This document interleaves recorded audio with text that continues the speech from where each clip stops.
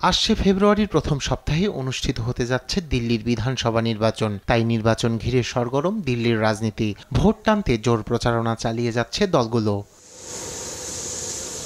মূল লড়াই হতে চলছে রাজ্যে বর্তমান ক্ষমতাসীন দল আম আদমি পার্টি ও কেন্দ্রীয় ক্ষমতাসীন ভারতীয় জনতা পার্টি বিজেপির মধ্যে। নির্বাচনকে ঘিরে ইতোমধ্যেই প্রতিদ্বন্দ্বী পার্টির বিরুদ্ধে ব্যাপক আক্রমণাত্মক মন্তব্য করছে বিজেপি। রোববার ভারতের প্রজাতন্ত্র দিবস থাকলেও নির্বাচনী প্রচার বাদ দেননি নেতারা। এদিন ভোটের প্রচারে অংশ নিয়ে দিল্লিকে বাংলাদেশি মুক্ত করার ঘোষণা দিয়েছেন কেন্দ্রীয় স্বরাষ্ট্রমন্ত্রী অমিত শাহ। आप भारतीय जनता पार्टी को जिता दो, 2 साल में ही हम दिल्ली को बांग्लादेशी और रोहिंग्याओं से मुक्त करा। বিজেপি ক্ষমতায় এলে তার সমস্ত নির্বাচনী প্রতিশ্রুতি পূরণ করবে, দিল্লিকে বিশ্বের 1 নম্বর রাজধানী করবে।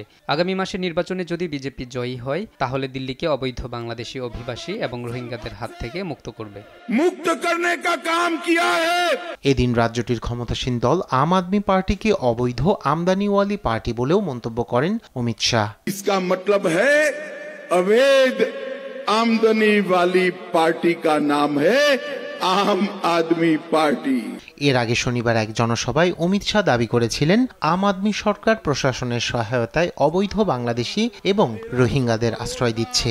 বিজেপি নির্বাচনে জিতলে এমনটা হবে না বলেও জানান তিনি। समय पर उठता है क्या? রায়হান কবির শুভ্র, নিউজ ডেস্ক, দেশ টিভি। पहुंच जाएगा इनके बैंक।